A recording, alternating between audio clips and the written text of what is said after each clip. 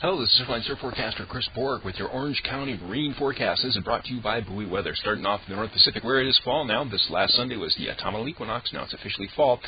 East half of the ocean not showing much change in season just yet, but the west half is, with storms popping up there. Not going to be affecting us this week, but signs of change in the season.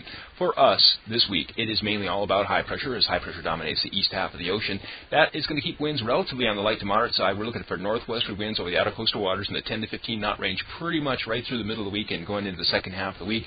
Wind waves only about 2 feet then, swell combined out of the northwest and southwest about 3 to 4 feet. That slowly tapers off, the groundswell component during the middle of the week. Also activity generated throughout the North Pacific right now. Here's the longer groundswell component of that. You can see there's not much heading our way for the west coast. For us, it's mainly just a little bit of wind swell and not much of that.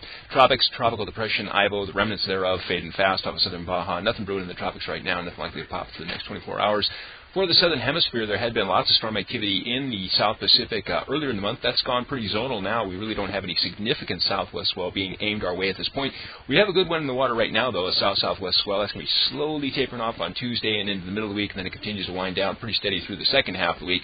Some smaller south-southwest pulses scheduled for the end of the weekend and into early next week. Also activity generated throughout the west end of the South Pacific right now, extending on over the east half of the ocean.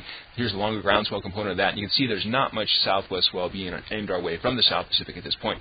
For the west coast, and particularly Orange County, over the next couple of days, we have high pressure covering most of the east end of the ocean. That's going to keep a lid on any northwest groundswell activity and most windswell activity. Again, northwesterly winds over the outer coast waters, 10 to 15 knot zone, pretty much through the middle of the week, tapering off a bit after that. Looks like more northwest windswell later on this week. We do have a southwest swell activity out in the water right now, though. That looks fun for waist, chest, shoulder high stuff. Better stuff than that on Tuesday, fade and slow during the middle of the week. We're looking for light variable winds on the coast in the morning, turning moderate plus onshore for the second half of the day. That looks like it'll continue right through the middle of the week and into Thursday. Next update here is 5 o'clock on Thursday. We will see you then.